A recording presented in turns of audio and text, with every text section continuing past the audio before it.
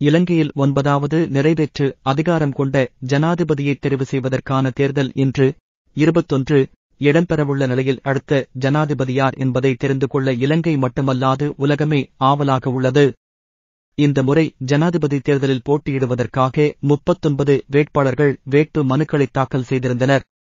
அவர்களில் மொஹமட் இல்யாஸ் என்பவர் உயிரிழந்த நிலையில் 38 பேர் இன்றைய ஜனாதிபதி தேர்தலில் போட்டியிடுகின்றனர். கடந்த 2019ஆம் ஆண்டு இடம்பெற்ற ஜனாதிபதி தேர்தலின் போது 35 வேட்பாளர்கள் போட்டியிட்டிருந்தனர். இந்த நிலையில் இம்முறை அந்த எண்ணிக்கை ஆகஸ்ட் 1938 அதிகரித்துள்ளது. இன்று காலை 7 மணி முதல் பிற்பகல் 4 மணி வரையில் வாக்களிப்பு நடவடிக்கைகள் இடம்பெறவுள்ளன.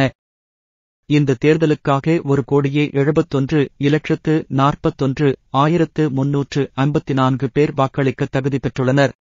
அதற்காக நாடளாவிய ரீதியாக 13,421 வாக்களிப்பு நிலையங்கள் ஸ்தாபிக்கப்பட்டுள்ளன. அதோடு வாக்கெண்ணும் பணிகளுக்காக 1,713 நிலையங்கள் ஸ்தாபிக்கப்பட்டுள்ளன.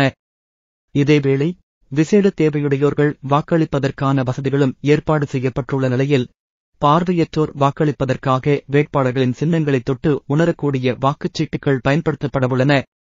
அதே நேரம் பார்வை குறைபாடு உள்ளவர்களுக்காக விசேட சாதனங்களை வாக்களிப்பு நிலையங்களுக்கு கொண்டு வருவதற்கு அனுமதி வழங்கப்பட்டுள்ளதாக தேர்தல்கள் ஆணைக்குழு தெரிவித்துள்ளமை குறிப்பிடத்தக்கது.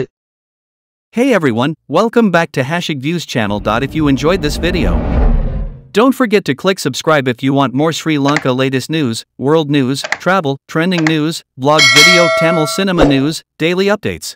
யாழ்ப்பாணம் நாயன்மார்கட்டு மகேஸ்வரி வித்தியசாலையில் வாக்களிக்க சென்ற இளைஞர் ஒருவர் வாக்குச்சீட்டை கிழித்த சம்பவம் தொடர்பில் கைது செய்யப்பட்டுள்ளார்.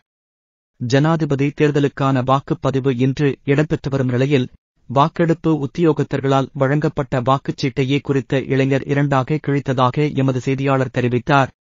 குறித்த இளைஞர் தேர்தலில் வாக்களிப்பது இதுவே முதல் தடவை என விசாரணைகளில் தெரிய வந்துள்ளது.